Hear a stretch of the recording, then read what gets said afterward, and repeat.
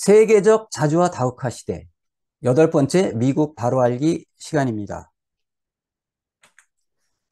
오늘 주제는 미국 패권의 몰락과 다극화 시대로 라는 주제인데요. 강의를 맡은 저는 민플러스 교육원원장 김장호입니다. 반갑습니다. 대충 이제 대전환이 미국 일국 패권에서 다흑화 시대로 가고 있다 말씀드리고요. 그 중에 이제 달러 패권의 위기로부터 시작을 하는 거죠. 군사 패권의 위기로 이어지고 정치 주도성의 위기까지 심각하죠. 거기에다가 대한 세력까지 등장을 했으니 이제 다흑화 시대로 가는 거는 이제 필연적인 과정이다. 이제 이런 주제로 하나하나 말씀드려 보겠습니다. 대전환, 미국 일국 패권 시대에서 다흑화 시대로 가고 있다. 머리부터 뭐예요? 행동까지 180도 생각이 바뀌어야 된다 하는 느낌이 주지 않습니까? 네. 이제 이 대전환 시대 구체적 내용을 보면 자본주의 주도 세계화에서 주권 기반 다흑화 시대로 이제 진화하고 있다. 이런 내용인데요. 올해 초 이제 그 우리나라의 저명한 학자, 교수님들이 300여 명이 모여서 다흑화 포럼을 만들었어요. 그래서 다흑화 한반도라는 주제로 이제 토론을 했는데요. 이제 그 내용이 뭐냐? 이제 주요하게 나온 내용 중에 1차 세계대전 이후에 100년 만의 대전환이다.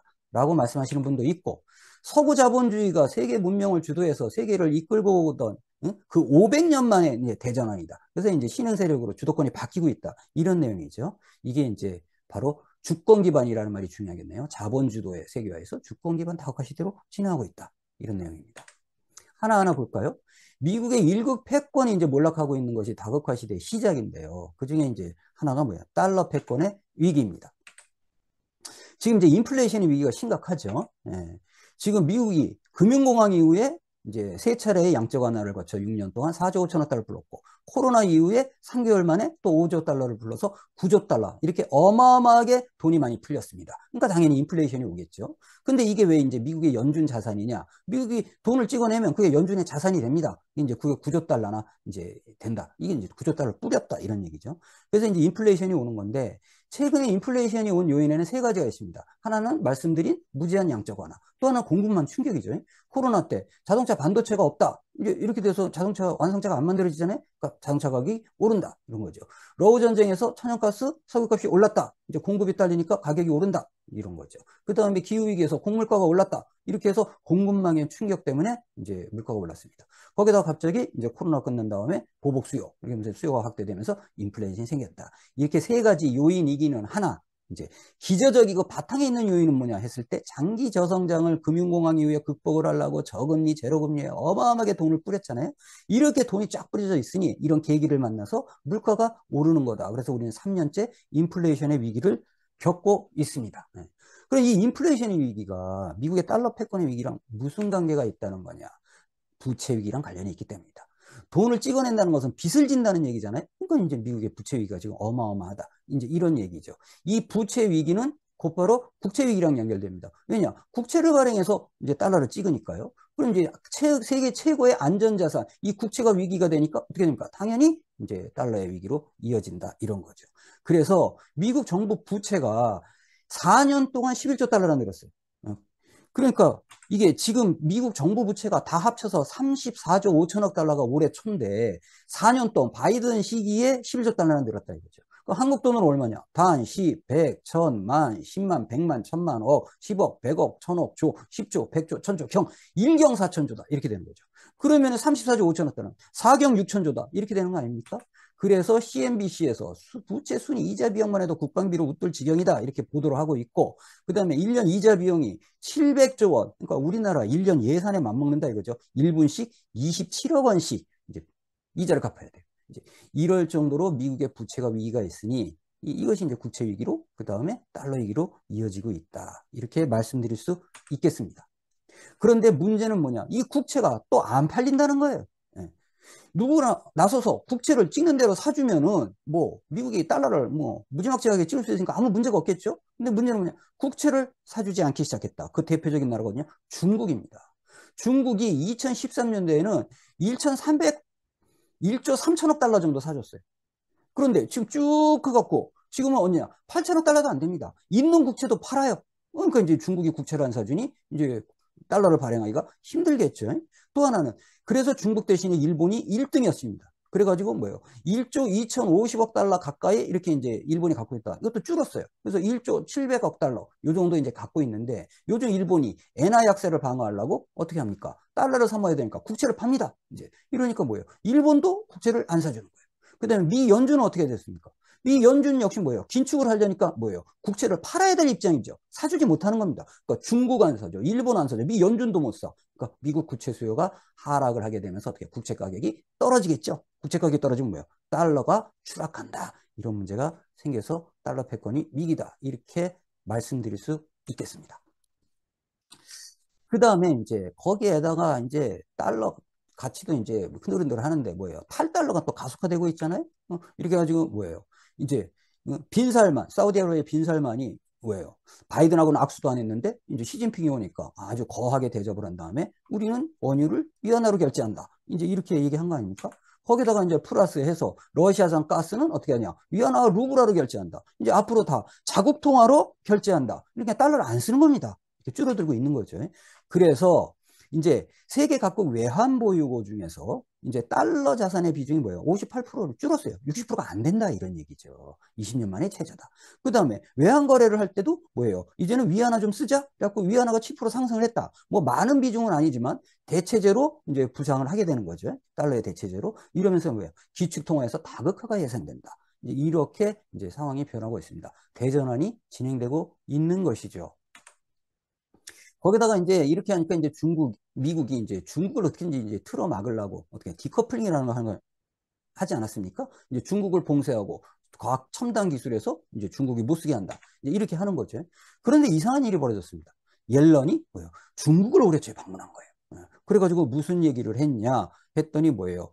전기차 이것 좀 그만 만들어서 세계에 팔아라. 이렇게 이제 얘기를 했다는 거 아닙니까? 이거를 이른바 2차 차이나 쇼크라고 합니다. 1차 차이나 쇼크는 경고 생활 필수품으로 세계의 공장 이래가지고 중국이 석권을 했잖아요. 2차 차이나 쇼크는 뭐냐? 전기차 또 뭡니까?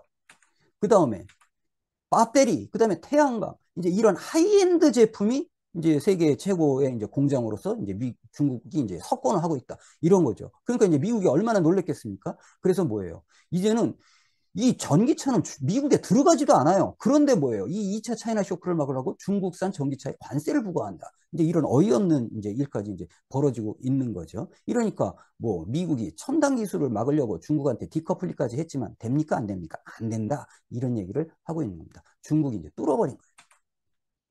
거기에다가 이제 어떤 일까지 벌이냐면 G7 회의를 하는데 디커플링은 너무 심한 거 아니냐? 이제 유럽이 우리도 중국하고 무역을 해야 되는데 다 틀어막으면 뭐 우리는 어떻게 살라는 거냐? 그래서 조금 낮추자 해갖고 이제 디리스킹 위험 관리를 위주로 하자 이제 이렇게 한 거예요. 이제 미국 기업들도 사실은 이제 중국에 물건을 많이 팔아먹는데 그래서 디리스킹으로 이제 낮췄더니 그런다고 해결이 됩니까? 마찬가지죠. 중국 역시 디커플링이나 디리스킹이나 뭐가 다르냐 이제 이렇게 돼 있어서 결국 뭐예요? 중국을 봉쇄하고 차단하는 것은 차질이 생기고 있다, 실패하고 있다 이제 이렇게 되고 있는 거죠. 이렇게 되니까 이제 미국이 이제 다급한 나머지 이제 어떻게까지 갑니까? 동맹을 이제 털어먹고 있는 거죠. 이걸 동맹 궁핍화 전략이라고 하고 있는 겁니다. 이제 러시아하고 독일하고 연결된 노드스트롬이나 가스관을 미국이 폭파시켰잖아요. 그러니까 이제 독일이 천연가스를 러시아 걸 못 쓰고 미국 걸 갖다 써야 돼요. 그러니까 유럽의 가스값이 폭등을 해서 러시아에서 쓰던 가스보다 뭐예요? 4배나 올랐다는 거잖아요. 그러니까 유럽이 얼마나 고통스럽겠어요. 그래서 유럽이 개발도상국화돼 있다. 그래서 유럽 경제가 절단나고 있는 겁니다. 거기에다가 이제 기후위기까지 하고 러우 전쟁 이러니까 뭐예요? 이제 이 곡물 파동이 나가지고 이제 농산물이 완전히 막 박살이 나니까 뭐예요? 농민들이 트랙터 쉬어서 유럽이 지금 난리지 않습니까? 그래서 전쟁 덕분에 유럽 경제는 추락하고 미국은 고공행이 된다. 이게 뭐 동맹 털어먹는 동패 분픽하다. 이렇게 얘기할 수 있죠. 그래서 전쟁이 없었으면 유럽은 0.7%라도 올랐을 텐데 오히려 1% 낮춰. 0.2% 낮춰. 이제 영국은 기술적 경기 침체 진입 이렇게 돼 있는 거죠. 근데 미국은 전쟁통에 방위, 안보, 산업 생산 증가, LNG 세계 최대 수출국 등록. 이제 이렇게 이제 미국이 얄미운 짓을 하고 있다. 이게 이제 동맹 궁핍화 전략입니다. 그럼 이제 우리나라는 어떠냐 이거죠. 바이든이 뭐라고 했습니까? 44조 한국 기업 투자에 땡큐, 땡큐, 땡큐를 연발했다. 이제 이렇게 얘기하고 있는 거 아닙니까? 그러니까 뭐예요? 모든 삼성, 현대, 기아, LG, SK 전부 뭐 미국 갑니까? 그러니까 우리나라는 깡통이 되는 거예요. 그래서 좋은 일자리가 전부 미국으로 가고 있다. 이제 이런 문제가 생기고 있는 거죠.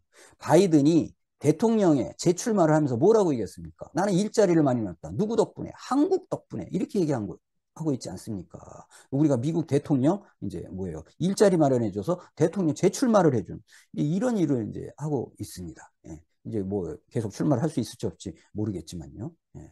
이것을 우리가 투자라고 부를 수 있습니까? 조공 아닙니까? 투자라고 할 수가 없습니다. 예. 미국이 오라니까 가는 거예요. 이렇게 이제 경제적으로 달러 패권의 위기에다가 중국 이제 디커플링, 디리스킹도 실패하고 유럽 동맹 궁핍할 털어먹고 우리는 이제 조공을 하고 있는 이러한 이제 그 어이없는 이제 짓들을 이제 미국이 이제 하고 있는데 거기다 군사 패권까지 위기 아니겠습니까? 예. 군사 패권은 어떻게 위기냐? 아프가니스탄에서 야반도주 했잖아요. 재래식 전쟁에서. 그 슬리퍼 신고 전쟁하는 나라에도 못 이겨가지고 도망간 거 아닙니까? 예. 거기다가 우크라이나 전쟁 지금 지고 있잖아요. 이거 그래갖고 50만 명의 우크라이나 병사를 갈아 넣었어요. 지금도 뭐예요? 대선 전에 우크라이나가 지면 안 되니까 계속 무기 주면서 싸우라 싸우라 버텨라 이러고 있는 거 아닙니까? 이길 수가 없습니다. 예. 거기다가 지금 이스라엘 중동 이 사태에서 이스라엘이 가자지구 라파지구에서는 팔레스타인 민중들을 학살을 하고 있지만 이 북부 지역에 가면 뭐예요? 세계 최정예 게릴라 부대 헤즈볼라한테 완전히 당하고 있는 거 아닙니까? 이제 이런 상황이 이제 벌어지고 있는 거죠.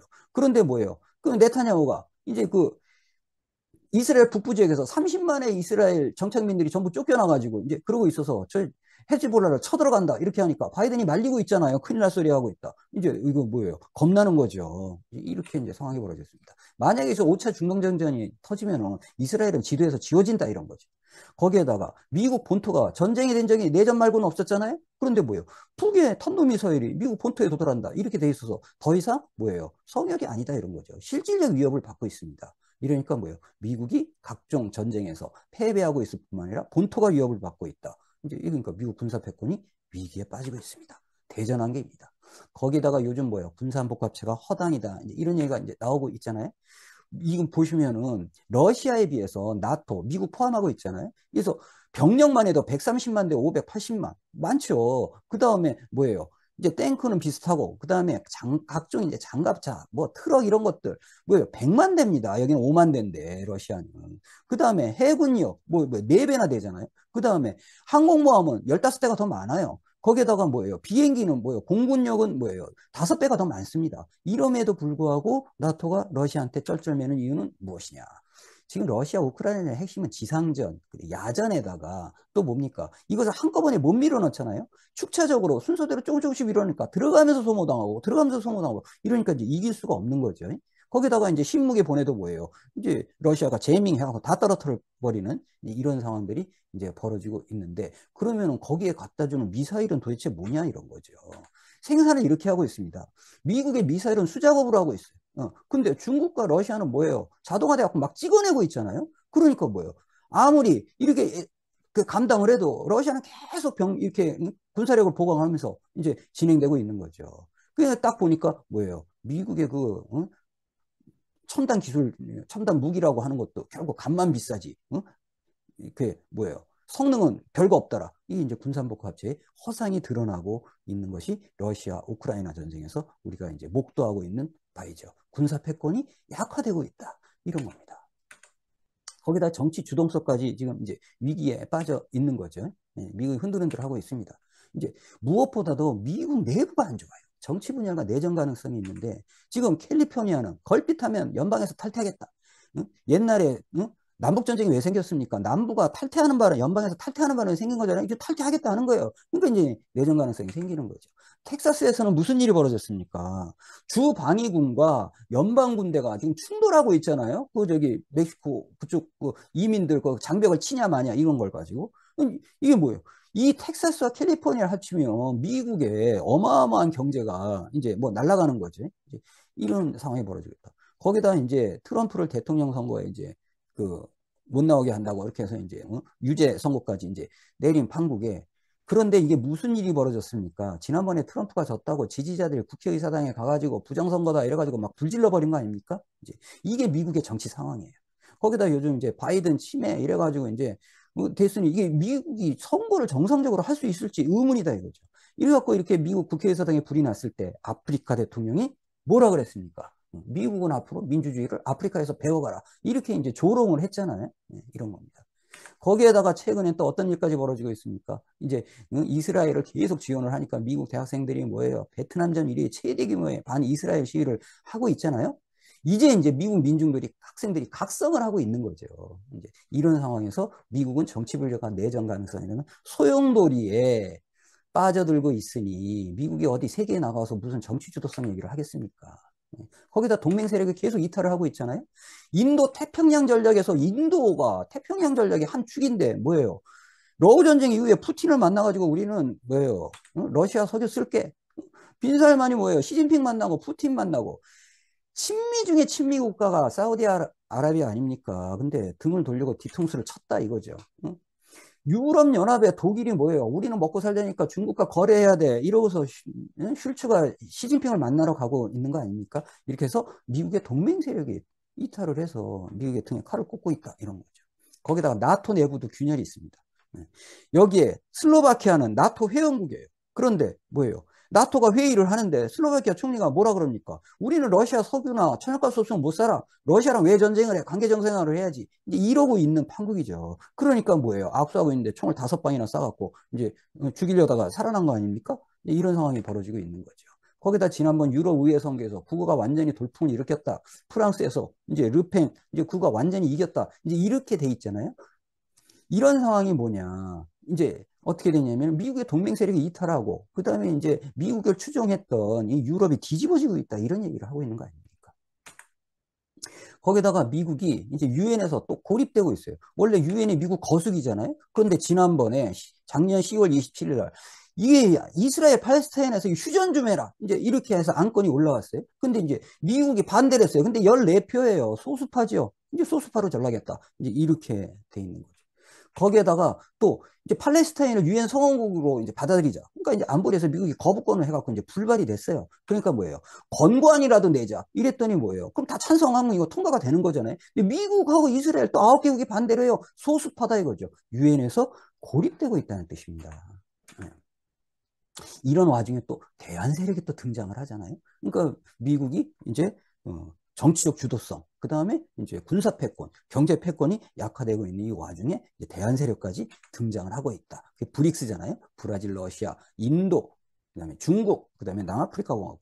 이 5개 국가에다가 플러스해서 브릭스 플러스 해가지고 이제 뭐예요? 이제 추가 가입을 했죠. 이란, 이집트, 아랍에밀레이트, 사우디아라비아, 이디오피아 이렇게 갖고 이제 10개 국가가 됐어요. 물론 이제 아르헨티나도 가입을 했지만 정권이 바뀌면서 이제 탈퇴를 했죠. 그런데 이 브릭스에 이 10개 국가 말고 이 5개 국가만 해도 이미 세계 GDP에서 2020년부터 역전이 됐다 이거죠. 어디랑 G7 선진국 국가 아닙니까? 이들이 생산하는 GDP보다 많아요. 이제 이렇게 돼 있는 거죠. 그럼 우리나라는 수출을 어디다 해야 됩니까? G7 해야 됩니까? 브릭스 해야 됩니까? 이제 이런 이제 생각이 떠오른다. 이런 겁니다. 그렇게 해서 이제 브릭스 10으로 가면 세계 GDP의 36%를 넘어설 것이고 세계 인구의 50% 가까이 되고 세계 원유 수출의 39%, 매장량의 45%, 원유 생산의 47%. 여기다 베네수엘라 등 이런 게 추가 가입을 하면 세계 석유 시장의 90%를 장악한다. 이렇게 돼 있는 거 아닙니까? 그러니까 이렇게 되니까 신흥 세력에 의해서 뭐야? 다극화는 더욱더 촉진이 될 것이다. 그래서 이 브릭스 플러스를 뭐라고 불렀냐? 새로운 비동맹이다. 이렇게 이제 부르고 있는 거 아닙니까? 거기다 이제 유라시아 벨트까지 연결이 되는 거죠. 이제 이 거대한 체스판이라는 책을 쓴 브레진스키라는 미국의 전략가가 미국이 세계 패권을 장악하려면 이 유라시아 관리를 잘해야 되는데 특히 뭐예요? 이란과 러시아와 중국이 연결되면 매우 위험하다 이렇게 돼 있어요. 근데 러우 전쟁 이후에 어떻게 됐습니까? 이 세계가 똘똘 뭉쳐갖고 어떻게 됐습니까? 이란, 중국, 러시아, 중국 여기다 이제 북까지 이렇게 쫙 연결돼 있는 거 아닙니까? 유라시아 벨트가 이제 형성이 돼서 여기에 뭐예요? 이 유라시아를 장악하면 세계의 패권을 장악한다 이렇게 돼 있는데 이제 이렇게 갔으니까 뭐예요? 이 아메리카에 떨어져 있는 미국이 위험하다 이제 이렇게 돼 있습니다. 거기다 이제 새로운 국제 질서 기구들이 많이 이제 생기고 있잖아요. 이제 대표적으로 뭐예요? 상하이 협력 기구. 여기 중화인민공화국서부터 러시아, 카자흐스탄까지 쭉 해서 뭐예요? 유라시아 내륙의 대체다수의 국가가 뭐예요? 상하이 협력 기구에 들어갔습니다. 이게 정치 군사 기구잖아요. 그러니까 이게 뭐예요? 유엔을 대신할 정도로 신질서의 국제 기구가 등장하고 있다 이렇게. 거기다가 이제 유라시아 지역의 경제연합에서 러시아서부터 그런데 이제 이것이 이제 경제연합뿐만 아니라 이제 여기 또 정치 군사연합으로 가자 이렇게 이제 돼 있는 거죠. 거기다 이제 브릭스가 뭘 만들었습니까? 신개발은행 해가지고 이제 같이 이제 뭐예요? 기금을 조성을 해가지고 서로 이제 투자도 하고 그 다음에 뭐예요? 이제 돈을 이제 대출을 할 때 이제 필요하면 뭐야 자기네 나라 돈으로 또 하고 이렇게 이제 아주 공정하고 이제 호혜와 이제 이렇게 도와주는 이런 방식으로 뭐야 정치 군사 그다음에 경제 이러한 이제 신질서의 국제기구가 이제 등장하고 있으니 다극화가 더욱 빠른 속도로 촉진될 것이다 이렇게 얘기를 하고 있는 거죠. 거기다가 이제 그 달러 이제 패권이 이제 더욱더 약화시킬 수 있는 브릭스 기축통화 유닛이라는 이제 이 새로운 기축통화가 이제 준비되고 있습니다. 이거는 그럼 뭘 믿을 수 있냐? 달러야 뭐 미국 경제력 가지고 이제 믿는다 치고 하는데 브릭스는 이렇게 돼 있는 겁니다. 금 40%를 기반으로 하고 있습니다. 이제 100% 금으로 하면 좋은데 이제 그거는 안 된다 이거죠. 금 40%. 그런데 여기에 브릭스 국가들이 전부 자원 부국이잖아요. 그래서 이 자원 실물 경제를 바탕으로 60%를 이제 보장을 해준다. 이렇게 해서 이제 금 40%, 그다음에 자원 60% 이렇게 되면 100% 되는 거잖아요. 그럼 믿을만 하네. 이제 이렇게 되는 거죠. 이러한 이제 브릭스 기축 통화 유닛이라는 것을 올해 카잔에서 열리는 브릭스 플러스 이제 정상회의에서 이제 합의를 하게 되면 이게 이제 나타날 수 이제 내년부터 이제 출범을 할 수도 있는 이제 이런 이제 상황이 벌어지고 있습니다. 이렇게 되면 더욱더 탈달러화가 가속화가 되겠죠. 그럼 기축통화의 다극화가 훨씬 더 빠른 속도로 진척이 될 것이다.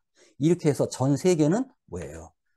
탈세계화, 미국 일국 패권이 약화되고 다극화 시대로 가고 있는데 과연 이러한 중대한 대전환기에 윤석열의 선택은 어떠냐 이런 거죠. 국민의 선택과 다르고 또 다를 수밖에 없는 상황이 벌어지고 있습니다. 윤석열은 한미동맹 올인이잖아요. 네.